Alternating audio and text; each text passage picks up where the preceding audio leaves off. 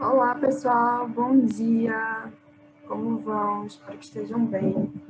A gente começou só um pouquinho atrasado, porque assim, né, sábado de manhã, aquela coisinha. Então, bom, bem-vindos todos.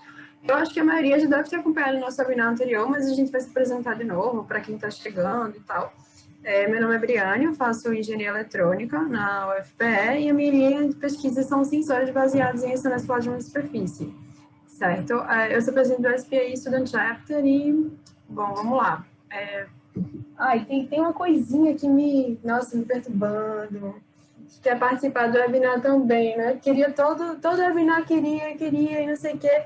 Ah, não, Charlotte, fica ali. Mas, enfim, deixei hoje. Hoje eu deixei. Mas então, Paulo, é contigo.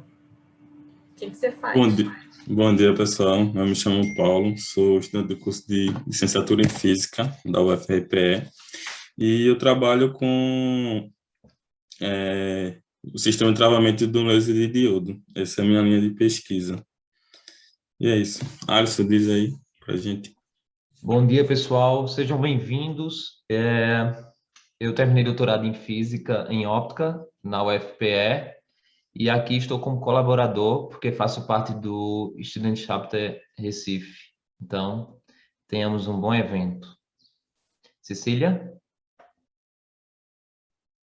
Oi, pessoal. Eu sou Cecília, eu faço pós-doc agora lá na Física, em Ótica. O professor Walter, inclusive, participou da minha banca de doutorado, que foi por videochamada. E a minha linha de pesquisa principal é ótica não linear. Então, agora eu estou trabalhando com materiais nanoestruturados e experimentos de ótica não linear.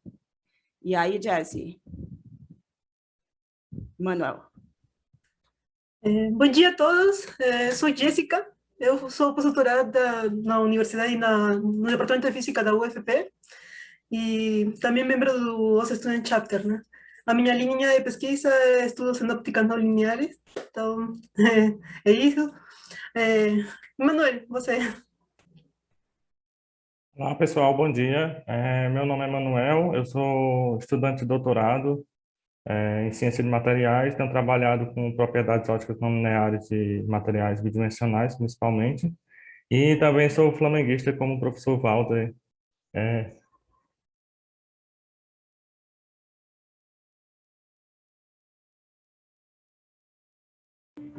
Bom, acho que é isso. Então, acho que a gente pode começar.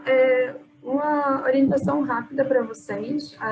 Por favor, mandem as dúvidas de vocês pelo Q&A. Vamos deixar o chat livre para interação, para a gente jogar links úteis e tal.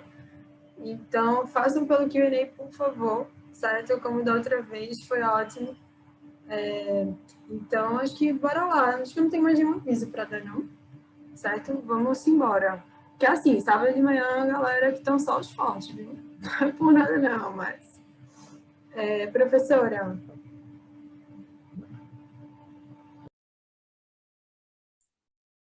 Bom dia a todos, bom dia a todos e todas. Eu já posso começar, Briane, apresentar, projetar minha tela. Sim, por favor. Só um minuto.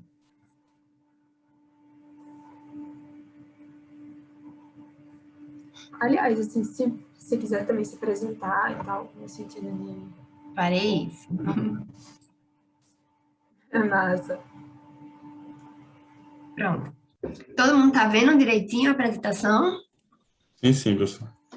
Pronto. O meu nome é Natália Mello, eu sou professora do Departamento de Física da Universidade Federal Rural de Pernambuco.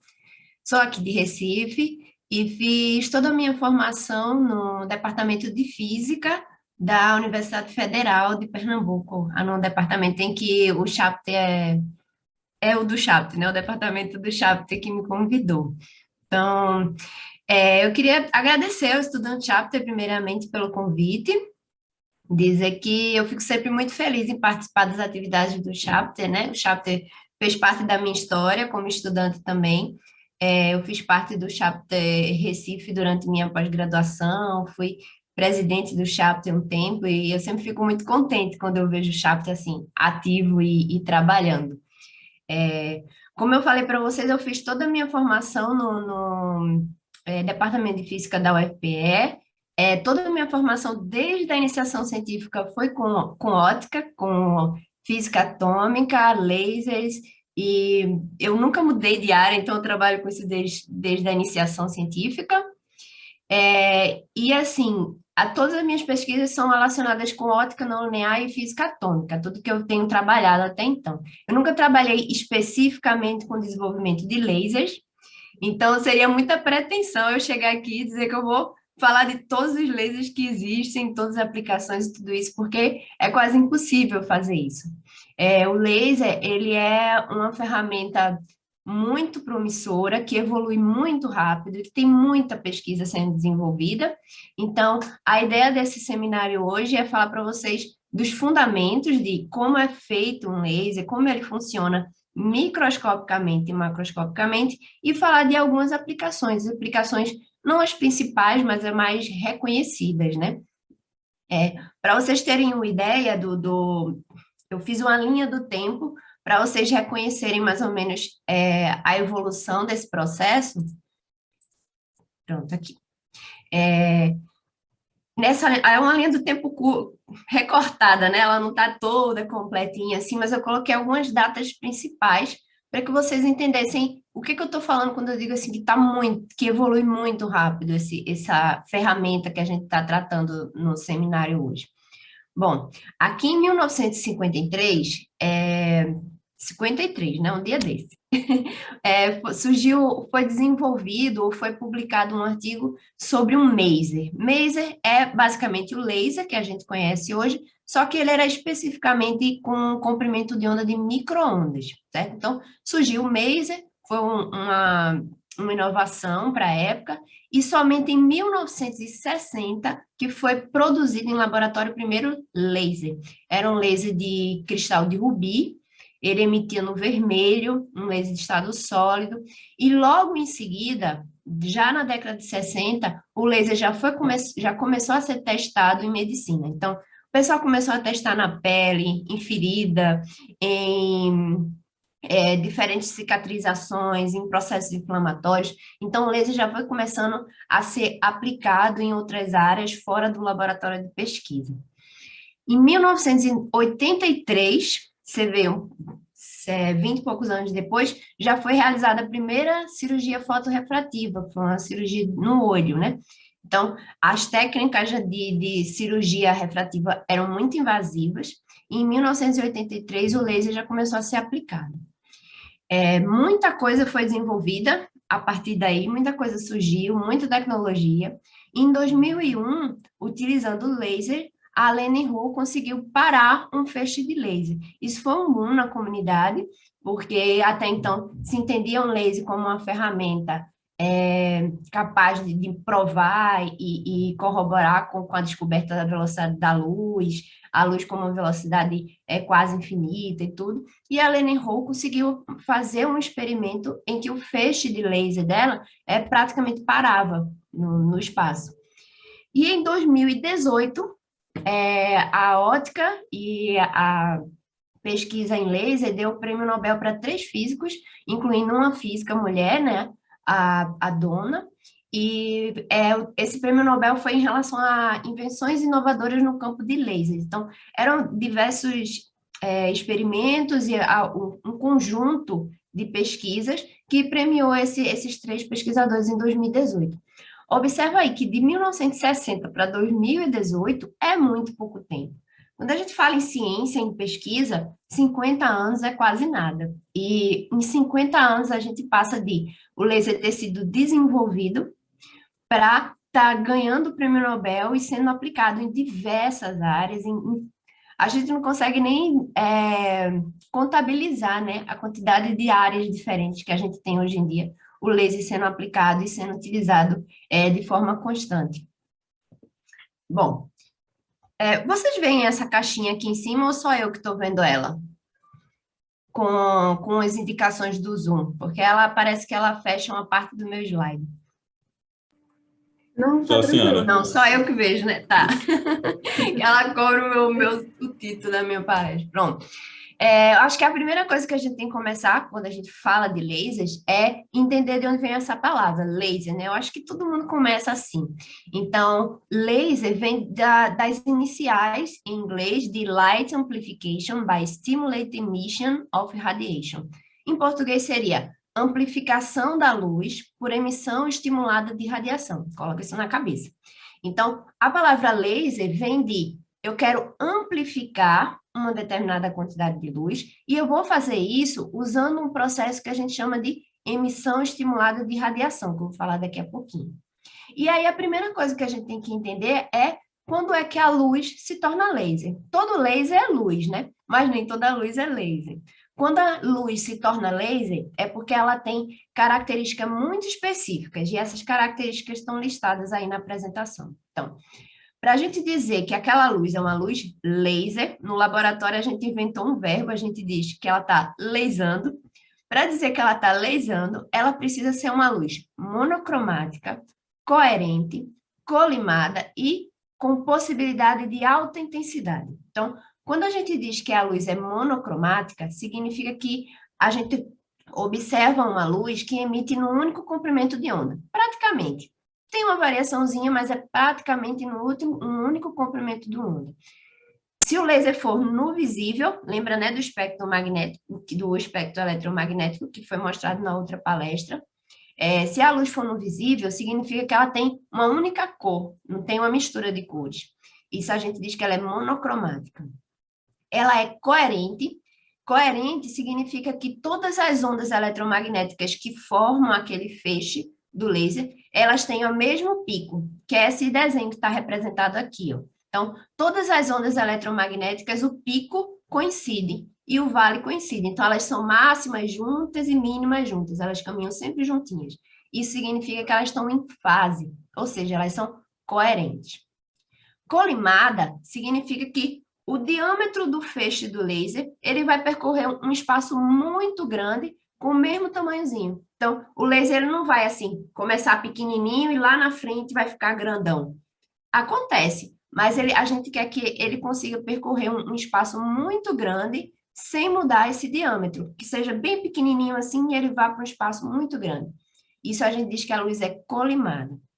E alta intensidade, a gente pode alcançar altíssimas intensidades com laser, principalmente se a gente focalizar. Quando a gente usa uma lente e focaliza o laser num único pontinho no espaço, aquele pontinho pode ter intensidades muito, muito, muito grandes, certo? Então, essas 4 características, quando a luz tem essas 4 características, a gente diz que é uma luz do tipo laser, ou seja, é uma luz amplificada por emissão estimulada de radiação. O que seria essa emissão estimulada de radiação? Para a gente entender essa emissão estimulada, a gente tem que entender o laser microscopicamente, ou seja, a gente vai olhar o que é que acontece num conjunto de átomos. O laser, ele precisa que eu tenha um conjunto de átomos que pode ser um conjunto sólido, um conjunto líquido ou um conjunto em vapor, mas um conjunto, vários átomozinhos, que sofram esse processo de emissão estimulada. Então, vamos olhar como é que acontece esse processo. Imagina um único fóton, que é essa fotografia que está mostrada aí na apresentação para vocês. Esse é o único fóton de estrôncio. Foi feita essa fotografia por um estudante de doutorado com a armadilha de íons. Então, ele pegou um único fóton.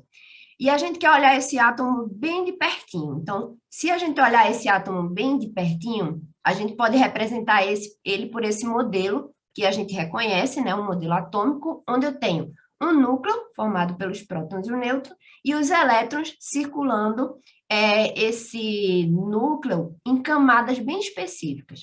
Cada círculozinho desse representa uma camada de energia, e quanto mais distante, a gente diz que é uma camada com mais energia, ou é um nível atômico mais energético. Para um elétron sair de um nível atômico desse para um nível atômico maior, ou seja, se ele sair de um estado de energia baixa para um estado de energia mais excitado, a gente precisa doar energia. Lembra da quantização, né? Então, eu preciso de um pacotinho específico de energia para esse elétron absorver e ir para uma camada mais externa. Então, ele está numa situação mais energizada. Só que ali ele não gosta de ficar. porque ele não está numa situação de equilíbrio. A gente diz que ele está num estado metastável, não é muito estável. Então, ele fica ali numa situação muito desconfortável. Qualquer perturbação no ambiente, ele volta. Ele volta para onde ele estava. E quando ele volta, ele não precisa mais da energia que ele absorveu, então ele libera essa energia. Só que essa liberação de energia dele é uma liberação para qualquer lugar. Ele libera essa energia, ele pode, de repente, não cair para o estado que ele estava inicialmente, ele cai para um estado próximo. Essa energia, ela é emitida em várias direções. Isso a gente diz que que aconteceu um processo espontâneo. Ele fica lá, no estado excitado, um pouquinho de tempo, de repente, ele decai e emite espontaneamente uma luz, um fóton. Isso é o que a gente chama de emissão espontânea. Só que a gente não quer emissão espontânea para fazer laser, a gente quer emissão estimulada. E a gente representa isso com essa figurinha. Na figurinha da letra A, a gente tem esses dois tracinhos, um embaixo e um em cima, que significa o átomo está no estado de baixa energia ou o átomo está no estado de alta energia.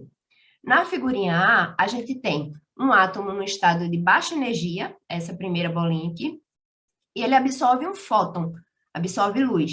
E ele vai para um estado de alta energia, absorção, processo de absorção. Se a gente esperar um tempo específico, cada estado tem seu tempo específico, ele decai espontaneamente e emite um fóton. Foi o processo que eu acabei de mostrar para vocês no desenho do átomo. Mas se esse fóton aqui, ele encontrar no caminho dele um outro átomo que já esteja excitado, o átomo já estava no estado mais alto aqui, ó, que é essa figurinha, ele provoca que esse átomo decaia para um estado menos excitado, para o estado fundamental, e emita um fóton igualzinho a ele. Então, eu duplico o fóton. Eu estimulo a produção de fótons iguaizinhos. Então, esses fótons aqui, dois iguaizinhos, podem, no caminho deles, encontrar outros átomos excitados. E aí eles vão se duplicar, se duplicar e se duplicar. E a gente vai amplificando a luz. Lembra da sigla, né? Luz amplificada. E eu vou amplificando. Para amplificar, eu preciso que esses fótons aqui, os novos fótons, encontrem muitos átomos no estado excitado. E esse processo de encontrar muitos átomos no estado excitado é o que a gente chama de inversão de população. Então, não é somente que eu preciso de uma amostrinha de átomos, de qualquer forma, vários átomos. Eu preciso eu encontrar vários átomos excitados, para eu vir com uma única semente, um único fóton, e provocar que todos aqueles átomos que estão no estado excitados emitam fótons iguais. Então, eu amplifico a emissão, porque eu venho com um fótonzinho e estimulo. Então, eu tenho emissão estimulada por radiação. E como eu tenho muitos fótons agora, ocorre uma amplificação da luz. Essa luz é o que a gente quer, essa luz é a luz laser. E esse processo ocorre microscopicamente, né? Acontece lá na minha amostra atômica. Só que a gente sabe que um laser não é um conjunto de átomos solto no espaço, né? E a gente precisa formar o objeto, estudar o laser agora macroscopicamente. O que é que significa estudar macroscopicamente? A gente vai pegar todo esse processo que eu expliquei para vocês agora, que ocorre internamente, microscopicamente nos átomos, e colocar isso no objeto laser que a gente conhece no nosso dia a dia. Então, para montar um laser, criar um laser, a gente precisa de 3 ingredientes. Um meio ativo, que são os átomos que eu acabei de falar para vocês. Eu preciso ter um meio atômico que surja essa inversão de população, que emita a radiação de forma estimulada. Então, eu tenho um meio ativo. Eu preciso de uma fonte de energia, porque lembra que se eu tiver todos os meus átomos ali num estado excitado, eu preciso de um fóton inicial para fazer com que todo mundo comece a decair e emita a luz estimulada. Então, a gente precisa de uma fonte de energia. E eu preciso de uma cavidade. Uma cavidade significa, eu vou pegar essa minha amostra de átomos, no meio ativo, e vou colocar ela num recipiente, num ambiente que ela consiga acumular essa energia. Então, os fótons vão sendo emitidos, a luz vai sendo amplificada e eu vou guardando aquilo. Eu vou mantendo aquilo dentro de uma cavidade. E aí, em determinado momento, essa cavidade permite que uma parcela daquela luz acumulada seja externada, que saia da cavidade. Esse sair da cavidade é o laser que a gente conhece. Então, como é que junta todos esses ingredientes? Em 1960, juntava assim, juntava nessa foto. Esse é o primeiro laser, o laser de rubi, que foi montado no laboratório, né? E aí a gente consegue perceber nessa montagem todos os ingredientes. Aqui dentro, ó, tá vendo que tem um vermelhinho, um rosinha aqui? Esse é o meio ativo, é um cristal de rubi. O meio ativo pode ser, como eu falei antes, né? Pode ser um sólido, um líquido ou um gás. No caso do laser de rubi, ele é um cristal, um sólido. Então, ele tem um cristalzinho de rubi aqui, onde vai acontecer inversão de população, emissão estimulada, tudo vai acontecer microscopicamente dentro desse cristal. A fonte de luz, ou a fonte inicial de energia, é dado por esse negocinho circular aqui, ó. Esse circular aqui é um tipo de uma lâmpada, que a gente chama de lâmpada flash. Então, essa lâmpada ela vai ser acionada e ela vai doar para aquele cristal de rubi a primeira excitação. Ela vai provocar aquele processo de inversão de população, de emissão estimulada, ela que provoca. E a cavidade, ela é formada por esse cilindro de metal aqui, refletor, e por dois espelhos. Então, a gente tem um espelho aqui, refletor, e um outro espelho aqui, cobrindo todo o cristalzinho de rubi. Então, aquele cristal de rubi, toda a luz que ele emite fica presa dentro dessa cavidade e acaba voltando para o próprio cristal, estimulando a geração de muitos e muitos fótons. Então, como é que sai o laser? A gente pega esse espelhinho que estava aqui na cavidade e, em vez de dizer que ele vai refletir para dentro do cristal 100% da luz, ele só vai refletir 95%, certo? Então, 5% da luz não é refletida, ela consegue atravessar esse espelho. E é justamente esse 5% que gera o feixe de laser que vocês estão vendo aqui. E aí, esse feixe de laser é o que a gente utiliza, né? Então, todo esse conjunto aqui, os 3 ingredientes principais, é o que forma o laser. Esse laser aí, ele é um laser de 1960, né? Então, hoje em dia, quando a gente junta os ingredientes para fazer um laser, ele não tem muito essa cara, ele tem mais essa cara. Esse daqui, vocês estão vendo essas caixinhas aqui? Esse aqui é um laser comercial. A gente já compra esse laser, ele vem nessa caixinha, vem todo pronto, fechado. Quanto mais sofisticado, mais fechado é o laser, então você nem consegue ver o que está acontecendo ali dentro, você só vê o feixe saindo. E aqui a gente tem um verde, um laser que a gente chama de verde, para bombear outros tipos de lasers. Então, eu tenho aqui um conjunto, 1, 2, e eu acho que esse aqui não é um laser, é um amplificador. Mas eles vêm com essa carinha, todo fechado comercialmente, você compra ele, ele já vem assim, encaixotado, e eles vão se tornando cada vez mais eficientes, cada vez mais potentes e cada vez mais sofisticados. Então, tem diferentes tipos de lasers, muito diferentes, com aplicações diferentes, com cores diferentes, a variação é gigante. Como esses lasers estão ficando muito eficientes e muito potentes, a gente tem sempre a necessidade de usar proteção, porque o laser, dependendo da potência dele, ele pode danificar tanto a pele quanto os olhos. E aí a proteção, e os olhos são muito mais sensíveis, então a gente sempre que trabalha com lasers tem que usar uma proteção ocular desse jeito aqui. É uma norma você usar a proteção ocular. Existem protocolos para você frequentar um laboratório que contém um laser, por exemplo. Você não pode trabalhar usando anéis nem colares desse jeito aqui, porque, por exemplo, o laser pode refletir no meu colar e ser direcionado para o olho de um colega de trabalho, para uma pessoa que está passando. Então, a gente não usa esses colar, anel, pulseira, não usa essas coisas. Relógio também tem que tirar. E sempre usa a proteção nos olhos, porque se esse laser bater num espelhinho e for para uma direção diferente, ele pode bater no seu olho e prejudicar a sua visão. Então, a gente sempre usa o óculos desse tipo. E aí, me mandaram essa pergunta, falando que, no que se refere a lasers, é possível produzir um laser a partir de materiais de baixo custo? Depende do que você chama de baixo custo, né?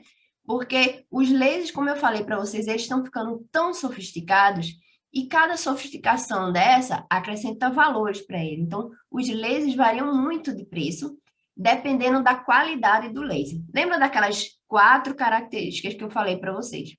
Quanto melhor estabelecido aquelas características, melhor é o laser e mais caro ele vai ficando. Para fazer pesquisa em laboratório, a gente precisa que o laser seja muito bem monocromático, muito bem colimado e que a fase seja perfeitinha, muito bem coerente. Então, quanto mais melhor a gente quer essas características, mais caro o laser vai ficando.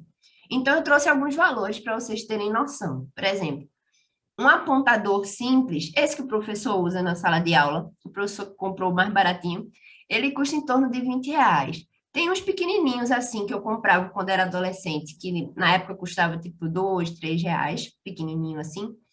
Tem uns apontadores lasers que são usados para aula de astronomia. Esses apontadores são bem intensos e a gente consegue apontar alguns quilômetros com ele.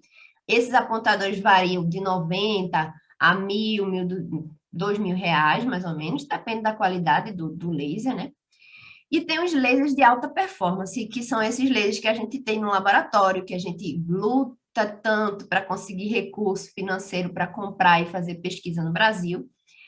Esses lasers variam muito, mas eles são bem caros. Então, você já viu que eu já mudei até a moeda aqui, né? Não estou nem falando em real, estou falando em dólar. Então, um laser desse tipo, que está mostrado aqui na mesa ótica, esse que eu mostrei dentro da caixinha, esses lasers custam em torno de $40.000, os mais baratinhos, $100.000, $200.000, e botei até uma interrogação aqui, porque não sei o limite. Então, esses lasers são lasers realmente muito caros. Então, quanto mais específico, mais sofisticado, mais intenso, esses lasers vão ficando cada vez mais caros.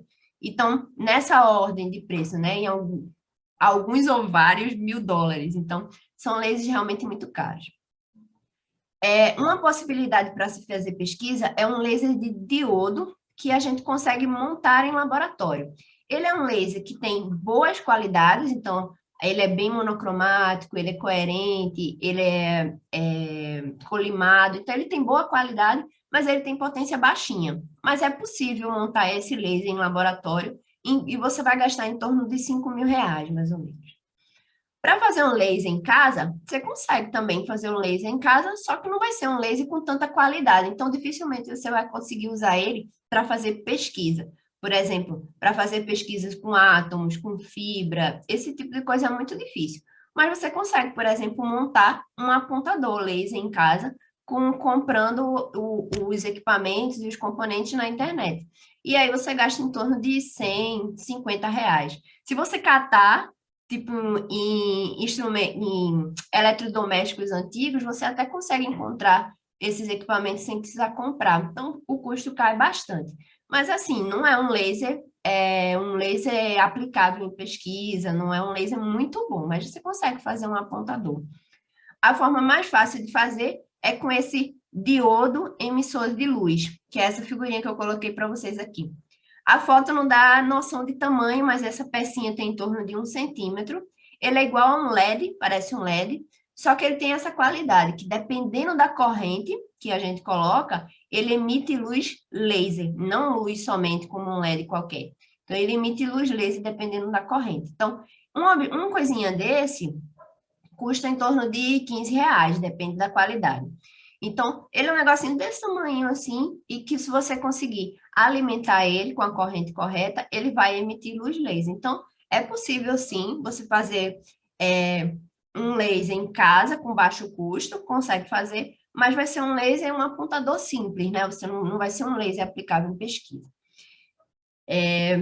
Como eu falei para vocês que os lasers vão ficando cada vez mais sofisticados e variados, surge a necessidade de a gente começar a classificar. Então, uma das formas de classificar os lasers é a partir do meio de ganho, ou seja, a partir de que tipo de conjunto de átomos eu preciso para gerar aquele processo de amplificação, emissão estimulada e tudo isso. Então, eu separei para vocês as 5 categorias, maiores categorias, existem subcategorias também, mas essas são as mais gerais, né?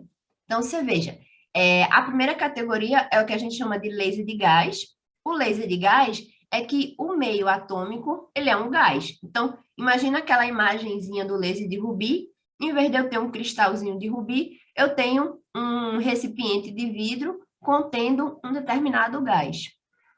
Esse gás, os que são mais utilizados, é o CO2, então é um laser de CO2 ou um laser de hélio neônio, um gásinho formado por uma combinação de hélio e neônio.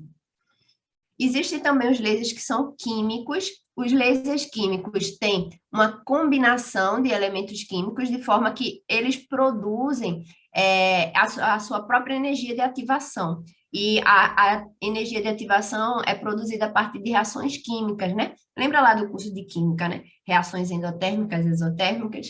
Então, esse tipo de reação que gera energia, eles conseguem ser utilizados para excitar uma amostra química, e gerar um processo de emissão estimulada. Esses são os lasers químicos. Existem os lasers de fibra, onde dentro da fibra óptica, que vocês vão aprender muito mais sobre esse fibra óptica daqui a pouquinho, dentro da fibra óptica, o processo de emissão ocorre no centro dela. A fibra óptica, ela tem um centrozinho de vidro, e você pode dopar, colocar elementos químicos ali dentro, e fazer com que ele funcione como um meio ativo dentro da própria fibra. A gente chama isso laser de fibra. Os mais comuns, que é o laser de estado sólido, que usam sólidos e cristais como meio ativo, igualzinho o primeiro laser, que é o laser de rubi. Só que agora não se usa só rubi, né? Se usa vários elementos, combinações, ligas, cristais dopados com outros cristais. Então, a variedade é muito, muito grande. E aí a gente consegue utilizar esses cristais sólidos diferentes. Então, tem o laser de rubi, tem o laser de tão safira, tem o laser neodymium, tem os lasers semicondutores, que é aquele diodozinho que eu mostrei para vocês agorinha. Então, esses lasers cabem aí na categoria de laser de estado sólido. Esses lasers de estado sólido são os mais utilizados também na indústria cosmética, né? Então, o laser que você faz depilação, laser que tira tatuagem, então, estão meio nessas categorias aí de laser de estado sólido. E, por fim, o laser de corante. O laser de corante, ele é o único laser cujo o meio atômico é um líquido. Então, a gente pega, em vez de ter aquele cristalzinho, a gente tem um recipientezinho de vidro contendo um líquido. E esse líquido é um corante específico. E esse corante é capaz de produzir o processo de emissão estimulada, de radiação. Então, e os corantes não é qualquer corante, né? Não é um corante que a gente encontra. Eles são corantes específicos para um determinado comprimento de onda que você quer, para o laser que você quer. Então, eu trouxe uma foto para vocês do laser de corante. O laser de corante é um dos que eu acho mais bonito, porque ele fica aberto e você consegue, na maioria das vezes, eles lasam no visível, então ele fica todo iluminado. Eu acho que é um dos mais bonitos que a gente tem. Então, você consegue visualizar aqui, ó. Tá vendo que tem uma cubetinha de vidro, e essa cubetinha está preenchida com um líquido contendo corante. É um solvente contendo corante. E é uma grande vantagem dos lasers de corante que a gente consegue trocar a cor do laser. Por exemplo, eu preciso, para fazer pesquisa no meu laboratório, de um laser no vermelho, mas eu não tenho laser no vermelho, eu só tenho laser no verde. Então, eu posso escolher um corante específico que pegue aquela luz do laser verde e transforme numa luz em vermelho. Então, essa é uma das grandes vantagens do laser de corante, é a gente conseguir modificar o comprimento de onda dos lasers. No geral, no visível, né? A maioria dos lasers de corante são no visível. Eles têm dificuldades, porque você vê que eles são grandões, e às vezes você tem que manipular a cubeta, às vezes o corante ele degrada, então você tem que trocar o corante, tem essas dificuldades. Mas a grande vantagem desse é essa, a manipulação de comprimento de onda. Fora essa classificação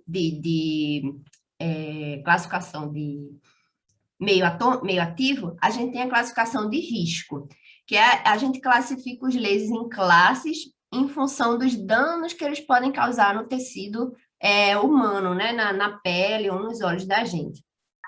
Estou atrasada, gente, então perdi a conta. Tá não, né? Então, eu vou continuar. Essas classes, elas vão de 1 a 4 e tem subdivisões, né? Eu não vou ler todas elas não, mas vou falar de forma mais geral. Então, a classe 1 são os lasers mais fraquinhos que a gente tem. Então, a potência desse laser é em torno de 40 microwatts. É muito, muito pouquinho mesmo. E esses lasers da classe 1, eles não são perigosos nem para os olhos, nem para a pele. Se você direcionar esse laser para a sua pele ou passar assim no seu olho, dificilmente vai ocorrer alguma lesão. Pode ocorrer, né? Não é aconselhável fazer isso, mas eles são muito fraquinhos, então eles causam pouquíssimos tipos de lesões. Os lasers da classe 2, eles têm uma potência em torno de 1 miliwatt. Então, você já vê que eu saí do 10 a menos 6 para o 10 a menos 3. Então, é 1000 vezes mais potência. Eles também não são muito perigosos, eles não causam nenhum tipo de lesão na pele, mas eles são perigosos para os olhos se você usar olhar através de objetos ópticos, né? Por exemplo, se olhar através de uma lente, se você direcionar ele para o seu olho e ficar olhando para o laser diretamente assim, ele pode causar grandes lesões na sua visão. Então, esse é um laser de classe 2. O laser de classe 3, ele varia muito de potência. Então, desde 200 microwatts até 5 miliwatts é uma categoria 3, e tem outra categoria 3 que é de 5 miliwatts a 500 miliwatts. Então, é uma faixa grande, né, de intensidade, de potência, mas aí eles têm diferentes efeitos. Então, um laser de categoria 3, ele causa dano no seu olho, se você direcionar para o seu olho, ou se ele estiver em torno da faixa mais alta de potência, só de passar em frente do olho, ele pode causar lesões. E na pele, ele causa lesões se for direcionado para a sua pele por muito tempo ou com uma lente. Se você pegar uma lente e focalizar na sua pele, você vai sentir que ele está queimando e ele vai danificar o seu tecido, né? O tecido da pele. Esses são os lasers de classe 3. Então, só de passar o laser diretamente, assim, no olho, também pode causar lesões. E tem os lasers de categoria classe 4, né? Esses lasers de classe 4 são todos os lasers que têm mais de 500 miliwatts de potência. São lasers muito potentes. Então, qualquer reflexão, tipo, alguém pegou o espelho, balançou assim, o laser passou no seu olho, ele pode causar um tipo de lesão. E na pele também. Dependendo da potência do laser, só de passar a mão na frente dele, é possível que cause lesões na sua pele. Então, esses lasers são muito perigosos. E aí, para vocês terem noção, sabe aquele apontadorzinho que a gente compra no camelô, bem baratinho? Ele já é um laser de categoria 3.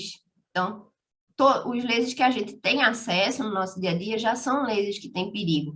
O laser que o professor usa para apontar no quadro, quando ele dá aula, já é um laser de categoria 3. Então, se ele virar para a turma, você reclama com ele, que é perigoso. E os lasers de categoria 4 são lasers muito específicos, né? Ou para pesquisa, ou para armamento. Então, são lasers muito potentes, dificilmente você vai encontrar um assim perto. E aí, são lasers muito específicos. Então, alguém me perguntou assim, por que não se deve apontar lasers para um avião?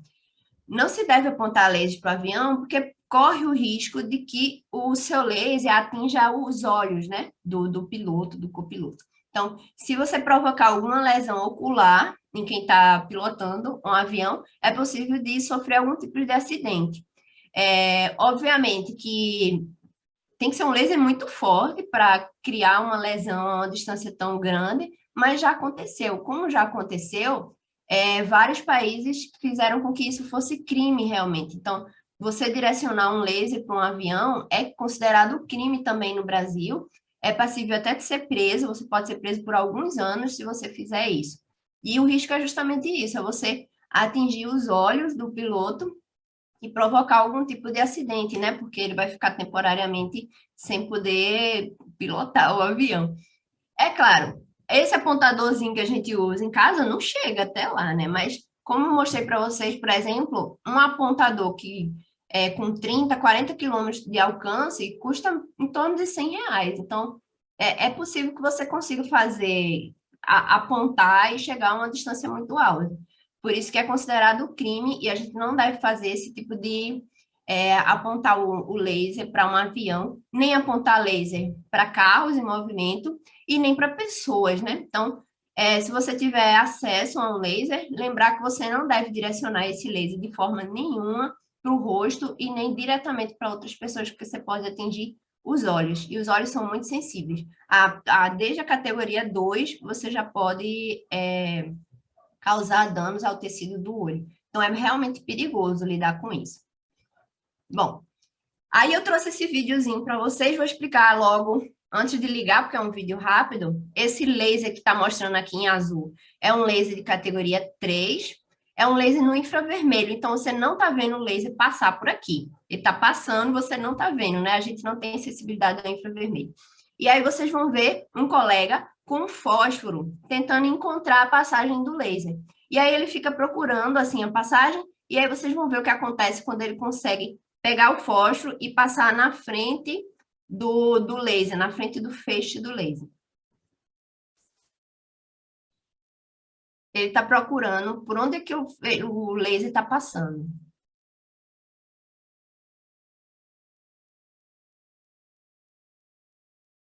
Viram? Quer dizer, o laser, ele gera uma intensidade tão grande que ele consegue provocar que o fósforo entre em combustão, né?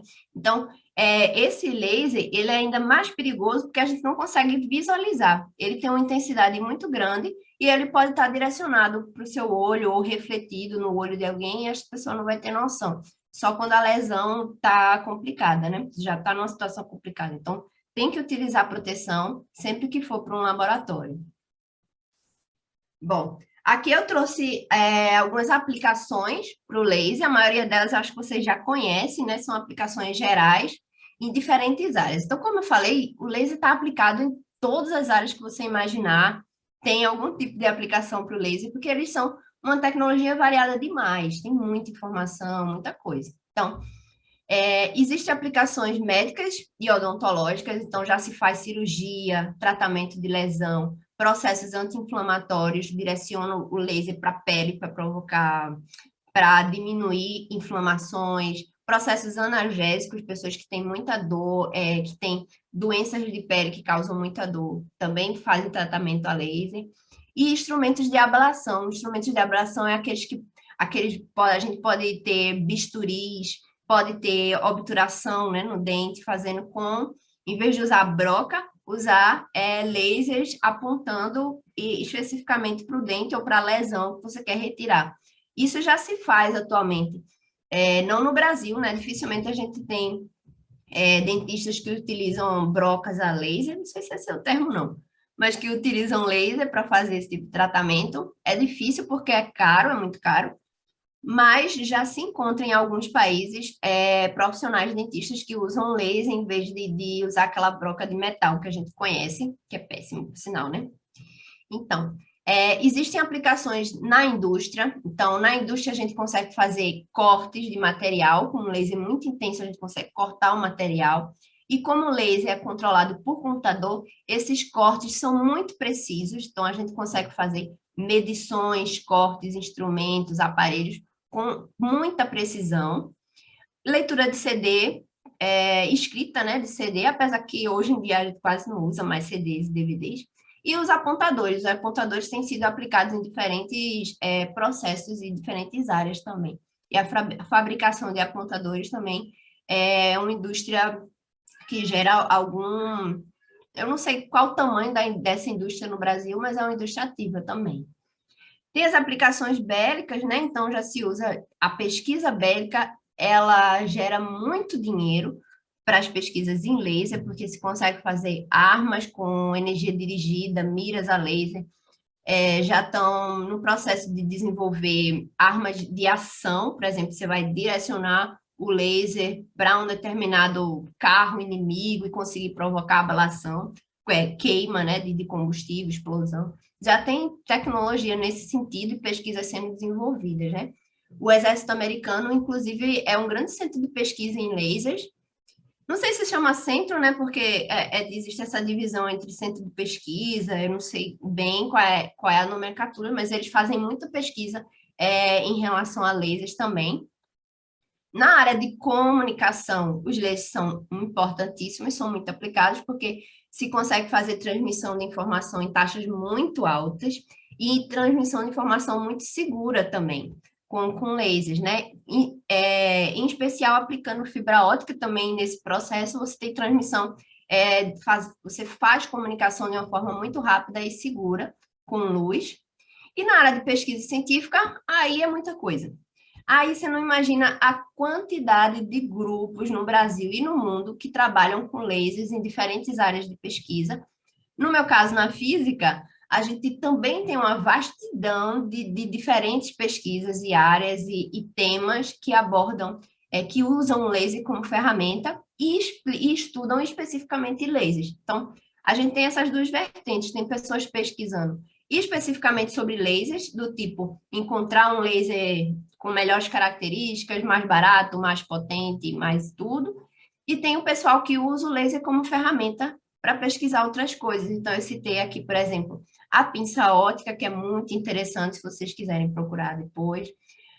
Física atômica, que é a minha área de pesquisa, então se usa laser para estudar propriedades dos átomos. A ótica quântica, que a maioria dos experimentos, maioria não, vou dizer todos, todos os experimentos de ótica quântica só foram possíveis depois que o laser foi inventado, né? Porque se precisava de uma luz controlada.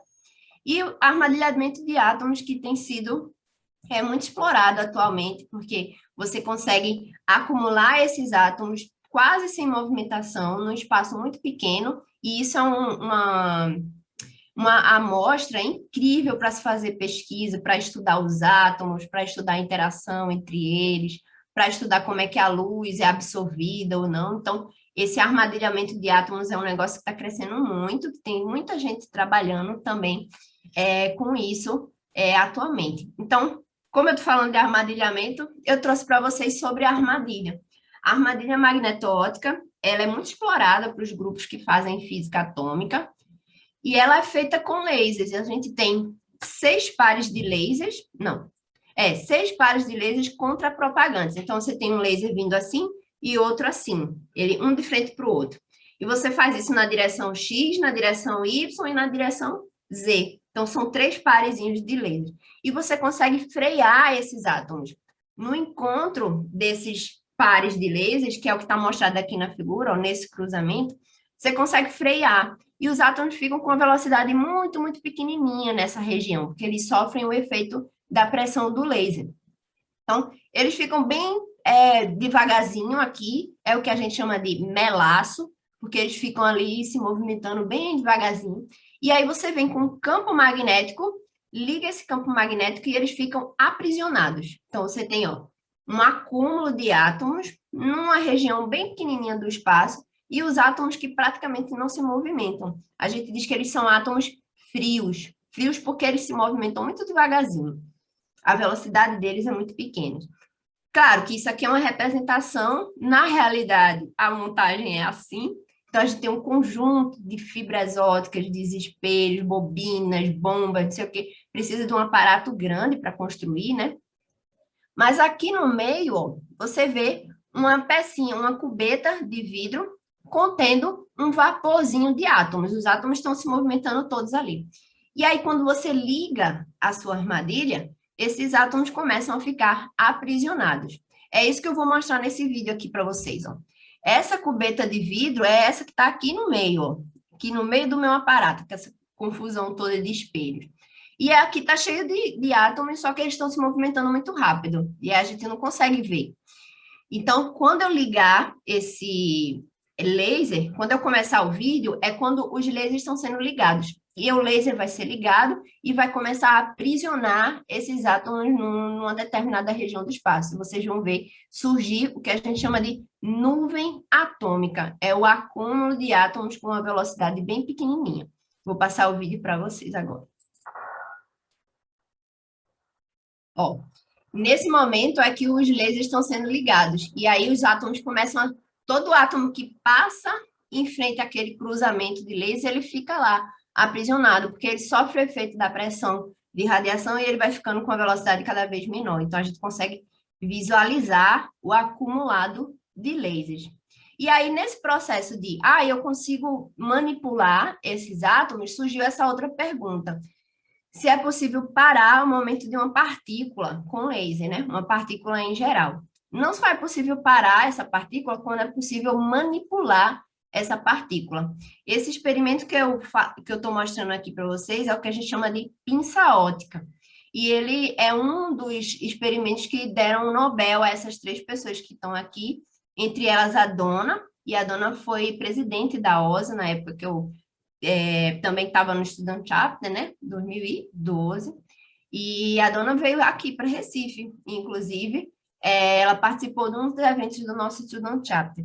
A pinça ótica é um aparato em que você tem 2 lasers contrapropagantes focalizados num único ponto, e eles causam uma pressão muito grande, um em relação ao outro, assim. E se você colocar uma partícula, nanopartícula, né? Uma nanopartícula aqui no meio, você consegue segurar essa partícula com os feixes de laser. Então, você segura e você consegue manipular. Você mexe os seus lasers e essa partícula vai sendo empurrada na direção que você quer. Esse instrumento, né, que a gente chama de pinça ótica, ele consegue ser aplicado até em amostras biológicas. Então, por exemplo, um protozoário, você consegue... Eu não sei como é que eles fazem isso, mas eles colam a nanopartícula no protozoário ou no espermatozoide, por exemplo, e você vem com a pinça ótica, segura a bolinha e você consegue manipular o espermatozoide na sua amostra. Você consegue levar ele para diferentes posições. Então, a gente consegue sim fazer esse tipo de manipulação usando lasers. E, já para concluir a nossa conversa, eu falei para vocês sobre lasers, a gente citou diversas aplicações, mas eu tenho certeza que essas aplicações são só o começo, porque os lasers, como eu falei logo no início, eles evoluem muito rápido, é uma tecnologia que evolui muito rápido, justamente porque tem muita aplicação. Tem muita aplicação e muita tecnologia promissora, né? Tem muita coisa que a gente consegue fazer com lasers, que tem uma determinada limitação técnica, mas que daqui a pouco vai ser vencida essa limitação e a gente vai conseguir alcançar. Então, os lasers, atualmente, eles são uma ferramenta muito promissora para diferentes tecnologias, para diferentes aplicações. Fora isso, a pesquisa em lasers e com lasers é uma pesquisa muito ativa. A área de ótica é uma área muito importante na física, tem muita gente trabalhando com isso. Então, eu tenho certeza que com mais 60 anos a gente vai ver coisas que a gente nunca imaginou, assim como foi feito de 1960 a 2018. Foi uma evolução incrível, eu acredito que daqui a 50 anos a gente não vai nem reconhecer os tipos de tecnologia que vão surgir a partir da tecnologia do laser. E essa força, né, essa busca por novas respostas vem muito das demandas sociais. Então, você vê, por exemplo, hoje em dia, a sociedade não quer mais ir no dentista para usar aquela broca me machucando. Eu quero um processo mais confortável. As pessoas têm problemas de pele e que elas querem ser tratadas de uma forma mais confortável. E existem questões de tecnologia, a gente quer uma internet cada vez mais rápida, a gente quer um computador cada vez mais rápido. Então, essas demandas da sociedade, da evolução social, também estão juntas e alinhadas com o desenvolvimento do laser também, desse processo. Então, eu tenho certeza que essa tecnologia, ela tem muito a evoluir e a evolução dela é muito rápida também. Então, era isso que eu queria falar para vocês sobre laser. Fiquei no meu horário, hein? Consegui manter meu horário certinho. E aí, essas são as informações que eu queria dar para vocês em relação a laser. Como eu falei logo no começo, eu não sou um especialista em lasers, né? Eu trabalhei a minha vida toda como física, a gente conhece tecnologia. Trabalhei em todas as minhas pesquisas, eu uso laser, eu usei e uso lasers para fazer as minhas pesquisas, mas a minha pesquisa não é especificamente sobre lasers, certo? Eu estudo física atômica e ótica não linear. E existem pessoas que fazem pesquisas exclusivamente sobre lasers, para desenvolver lasers específicos, mais potentes, mais sofisticados e tudo isso. Então, essa fala não foi uma fala 100% geral, não falei de todos os lasers que existem, nem todas as aplicações, mas eu acho que eu dei uma base boa para vocês pesquisarem sobre alguns pontos de interesse. Se vocês olharam aquela tecnologia e fazem, nossa, isso deve ser muito interessante. Então, vocês vão lá e dão uma pesquisada, porque tem muita fonte na internet também sobre tecnologia laser. E eu convido vocês a procurarem os vídeos. Os vídeos são incríveis. Se você procurar vídeos sobre laser, vídeos sobre manipulação de molécula, vídeos sobre armadilhas magneto-ópticas, são vídeos muito legais. Então, se vocês quiserem fazer isso, eu aconselho, é muito interessante. Obrigada, gente, pela oportunidade. Eu adorei, professora. Que bom. Adorei. Eu sou meio por fora de laser, apesar de trabalhar com ótica, semelhante em pesquisa um pouco, mas assim, eu adorei. Muitas. Tem uma motosserra aqui perto. Bom, tem muitas mensagens aqui no chat, dando parabéns e tal, certo? Eu não sei, em relação ao tempo de pergunta, como é que vai ser, né? Eu tô vendo aqui algumas perguntas no Q&A. Se tem uma bibliografia para indicar. Tenho bibliografias, eu não preparei realmente bibliografias para essa apresentação, mas tem muita bibliografia sobre lasers, não só o geral, né, de entender o funcionamento, aquele processo inicial, mas tem bibliografias específicas, então eu posso passar essas bibliografias pro Student Chapter, e Brienne falou que ela vai formar um banco de informações sobre o evento, e eu posso deixar isso disponível para vocês. Isso. Inclusive, também tem a simulação, né? Que a senhora tinha comentado. A gente no nosso site tem uma página lá com conteúdos, que são os conteúdos relacionados às palestras. Então, a gente vai atualizando por lá, certo? Eu vou colocar aqui o link só para vocês ficarem por dentro. Então, eu posso parar minha apresentação? Pode ser. Você quem sabe? Não sei. Estava procurando. Eu não sei, em relação às dúvidas, né? Não sei se você vai querer utilizar os slides para poder continuar com as dúvidas. Mas como agora já sai. Eu vou dar uma olhadinha, se qualquer coisa eu volto. Eu mostro o slide novamente. Diovana tem dizendo que tem uma pergunta sobre aprisionamentos. Ela não fala a pergunta que ela quer falar. Eu acho melhor a gente seguir a ordem que está aqui, porque Olavo pergunta primeiro, professor, em relação aos átomos. Ele pergunta se aquele modelo é o modelo do pudim de passas que a senhora colocou. Não é, Olavo.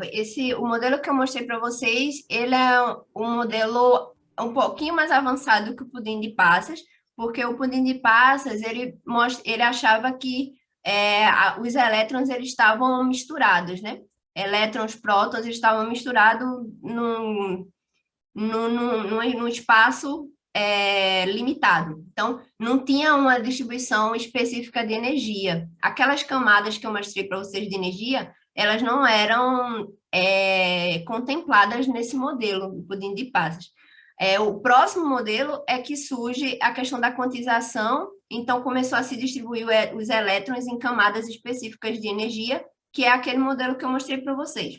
Não é o modelo mais moderno, e várias vezes, e se você avançar um pouquinho, né, nos estudos de quântica e da parte de estatística, também não é considerado mais o modelo mais correto, nem o mais moderno.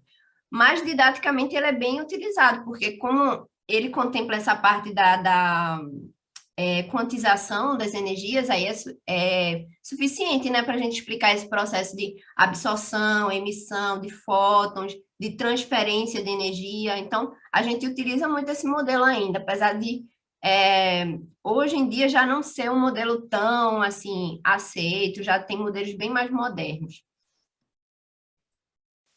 Oi, professora. Cecília aqui falando. Também gostei muito, parabéns pela apresentação. Obrigada. Vou trazer agora aqui uma pergunta do Humberto Campos. Ele pergunta: o que tem que acontecer para um laser emitir pulsos de luz? Tem que ter um controle na cavidade e no processo de excitação dele, né? Existem diferentes formas, assim. Você consegue controlar pela cavidade, o formato da cavidade, porque aquela cavidade que eu mostrei para vocês do laser de Ruby, ela é muito antiga, né? Ela tem um formato somente de espelhos e eu não tenho direcionamentos de excitação nem nada. Atualmente, a gente não usa aquela cavidade, aquela envoltória, a gente usa um conjunto de espelhos. de forma que o átomo, quando emite um fóton qualquer, ele bate no espelho e aquele espelho direciona o fóton de volta para o meio ativo. Então, a nossa cavidade moderna é um conjunto de espelhos, não tem aquela envoltória de metal. Então, você tem um conjunto de espelhos e, dependendo da forma com que esses espelhos são alinhados e ajustados, a gente entra num regime de monologue, que é o regime em que o laser começa a emitir pulsos e não uma luz contínua, certo? Mas o processo microscópico que eu falei para vocês de inversão de população, emissão estimulada, é o mesmo processo. A gente só tem essa diferença de excitação ou de alinhamento de cavidade para criar um regime de pulsos. Certo. O Rubens pergunta, ele diz bom dia, né? E pergunta se o estudo com laser pode ser aplicado em pesquisas de combate à Covid, e se já tem estudos nessa área. Eita, me pegou. Não sei dizer se tem estudos com lasers em relação à Covid. Eu sei que já existem estudos com lasers para outros tipos de doença. Eu lembro que na época que estava o Zika, que estava aquele problema com os fetos sendo afetados, e teve muita pesquisa, surgiram outras tecnologias em relação de laser para fazer análise para fazer análise nessas amostras com outras doenças. Outras doenças eu sei que existem tratamento a laser, pesquisa a laser, mas específico para a Covid eu não sei, não conheço nenhum para dizer. O professor Anderson quer falar, acho que ele sabe. Posso comentar? Claro, professor. Então, tem várias pesquisas usando laser, principalmente para diagnóstico. Então, o laser ele é usado, por exemplo, numa coisa que a gente chama guia de onda, para fazer o teste. Então, o laser ele propaga uma certa direção e você tem uma plaquinha que é trabalhada, né? Então, quando você coloca lá uma gotinha de algo, do material que tenha o vírus, isso serve até para outros materiais, o feixe do laser desvia. Essa é uma técnica que está sendo desenvolvida na Espanha, porque é algo que dá em tempo real. O laser, então, é sempre usado como uma ferramenta. E esse é um exemplo, e certamente vão ter outros, mas ele é usado como fonte para o diagnóstico. E tem que ser um laser, não pode ser uma lâmpada, por razões diversas. E aí, quem tiver interesse, depois escuta mais ou lê mais sobre isso. Obrigado. Obrigada, professor. Oi, e eu sei que fibras ópticas também estão nesse combate à Covid. O professor Walter, na chamada dele, falou um pouco e certamente vai falar um pouco mais daqui a pouco, depois que a professora Natália responder a última pergunta aqui da Giovana. Ela quer fazer a pergunta oralmente. Okay. Então, a gente vai abrir o microfone dela. Por favor, Briane, tu podes abrir o microfone da Giovana? Só um momentinho.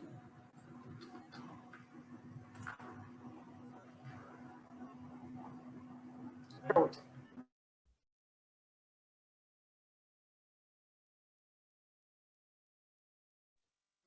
Oi, boa tarde, professora Natália. Boa tarde. Tenho uma questão do aprisionamento de átomos. A senhora disse que o momento é quase parado quando aprisiona e que eles ficam deslocando bem lentamente. Eu queria saber se altera também o movimento de vibração. E se sim, alterando esse movimento de vibração, alteraria a temperatura, certo? E fazendo isso, a gente não poderia chegar ao 0 Kelvin e poder aplicar isso para as questões de... Porque tem umas propriedades específicas de 0 Kelvin. Aí poderia ser feito isso, e além disso, poderia ser feito em mais de um átomo, já que é o encontro entre os feixes. A gente podia fazer um feixe de espessura maior, então o encontro seria maior, então os átomos que fossem parados poderiam ser maior. Pronto, são 3 perguntas, mais ou menos. Deixa eu ver se eu lembro todas. Em relação a fazer com vários átomos, é feito com vários átomos. Aquele videozinho que eu mostrei para vocês, ali tem milhões de átomos. Para a gente ver aquela imagenzinha e conseguir salvar, são milhões e milhões de átomos. Então, o mais difícil não é fazer com vários átomos, é fazer com poucos átomos. Então, Quanto menos átomos você quer aprisionar, mais difícil e mais complexo é fazer sua armadilha. Lembra daquela primeira foto que eu mostrei para vocês, que tinha um único átomo, um único átomo de estrôncio? Lembra dela? Aquilo ali é uma armadilha de íons. E esse estudante, ele conseguiu fazer um processo com a armadilha para fotografar ou para aprisionar um único átomo. E isso é dificílimo de fazer, muito difícil.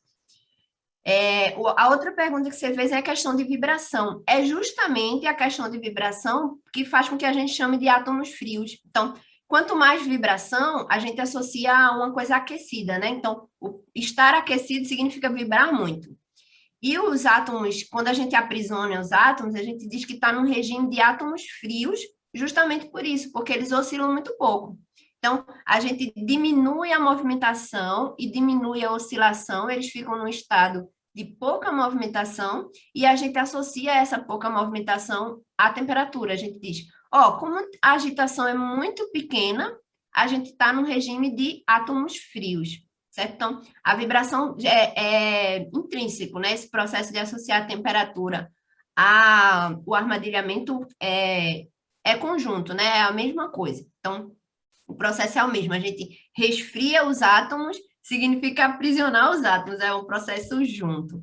A questão do 0 Kelvin, já existem armadilhas que chegam a temperaturas muito, muito, muito baixas, bem próximos ao limite de pesquisa, que as pessoas que fazem pesquisa nessa área estão procurando. Então, já existem publicações que o pessoal diz que está se encaminhando a esse regime, mas a gente tem limitações físicas, né, para chegar nesse regime, então eu acho que vai demorar um pouco a gente obter um controle total de um 0 Kelvin, então a gente tem limitações, não tem limitações teóricas e experimentais também, mas o pessoal tem se encaminhado para uma amostra de átomos tão frias que já se consegue fazer análises e pesquisas quase nesse regime que você está descrevendo, quase nesse regime, é muito próximo. Então, o pessoal já está muito próximo de chegar, eu acho, nesse campo, né, de temperaturas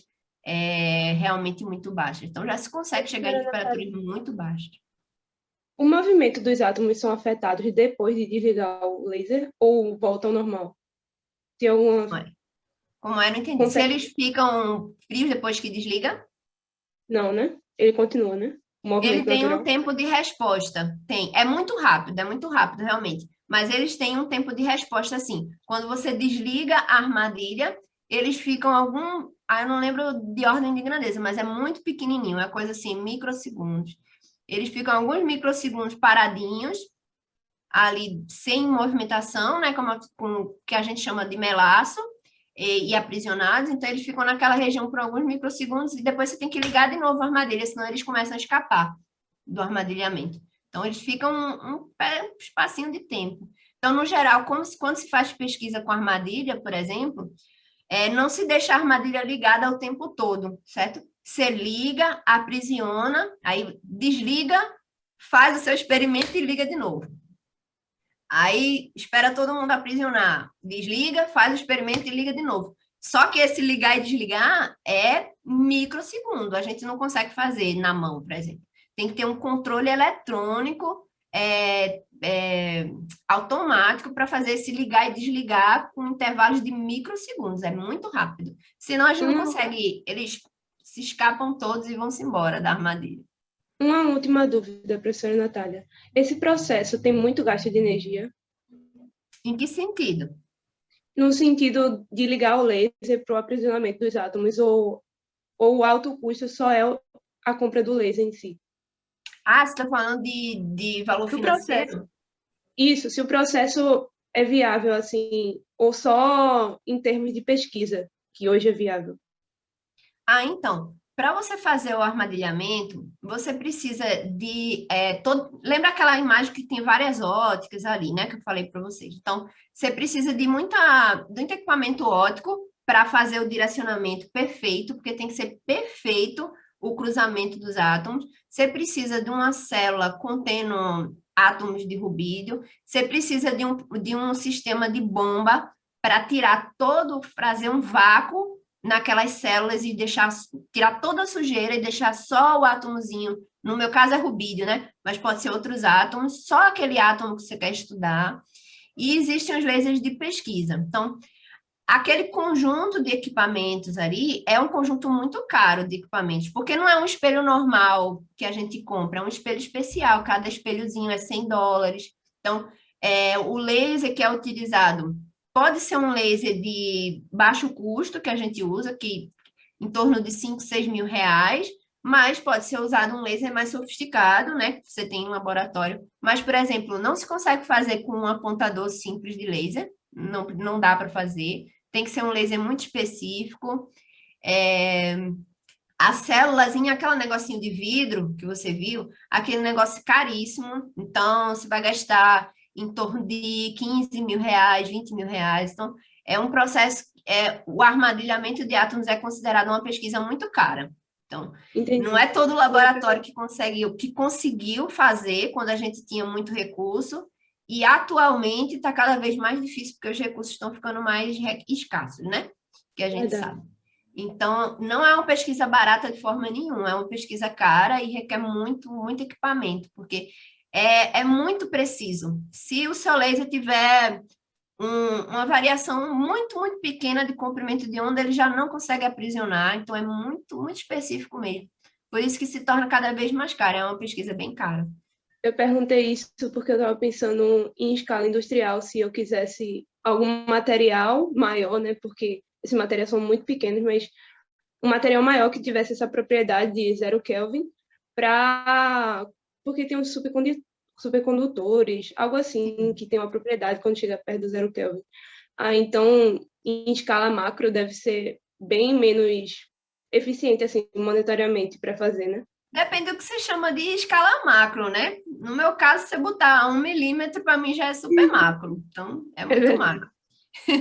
E nessa questão de chegar a uma escala macro, assim, o pessoal que faz armadilha magneto-óptica já faz pesquisa com supercondutor, com superfluido, tem um processo dos condensados de Bose-Einstein. Então, o pessoal está indo para umas configurações mais macroscópicas, tipo amostras maiores, e tem gente indo para o outro lado, que é tentar armadilhar o mínimo de átomos possível, tentar armadilhar o átomo único. Então, o pessoal está indo para os dois extremos, assim. Mas eu acho que você está pensando assim num macro de indústria, numa amostra grande de centímetros e tudo. Eu acho que isso, por enquanto, isso não é possível. Com a tecnologia que existe hoje, não é possível fazer, não. Compreendi. Obrigada, professora, pela palestra. Obrigada também. Obrigada, Giovana, pelas perguntas. Vamos salvar mais perguntas para o final da sessão, que agora vamos ter que começar com o professor Walter, então eu vou fazer uma breve introdução. Desculpa, deixa eu só claro, professora. pedir uma desculpa para vocês, o professor Walter, porque eu não vou ficar até o final. Gente, eu consegui... vou tomar minha vacina hoje, então... Que maravilha! Pois eu consegui fazer o agendamento, então eu não vou conseguir ficar até o final, mas eu vou sair de fininho, né, a francesa, mas eu queria agradecer ao chapter pela oportunidade, agradecer a vocês a presença e pedir desculpa ao professor Walter por não poder ficar até o final da fala dele. Então, era só isso, não quero mais atrapalhar vocês. Que nada, obrigada. Obrigado, professora, pela palestra. A gente que agradece, foi maravilhosa a palestra. Muito obrigada. A gente ficou bem feliz. Ok, obrigada, professora. Fica o quanto puder, tá? Então, vou apresentar a vocês o Walter, que ele vai falar de fibras ópticas para a gente. Ele é carioca e flamenguista e fez doutorado no Imperial College, em Londres, em lasers ultra rápidos e semicondutores. Suas atuais linhas de pesquisa no RISE, Instituto de Pesquisa da Suécia, e no Instituto Real de Tecnologia da Suécia são fabricação, caracterização e aplicações de componentes de fibra, e, em particular, dispositivos de fibra controlados eletricamente e pooling de sistemas de vidro. Entre outras linhas principais, incluem também projetos e fabricação de fibras especiais, sensores de fibra distribuída, fotossensibilidade e optofluídica para óptica não linear e ciências biológicas. Não sei se eu falei tudo, professor Walter, então o senhor vai ter a oportunidade de se apresentar ainda mais e falar um pouco de fibras para a gente. Seja muito bem-vindo e muito obrigada pela presença.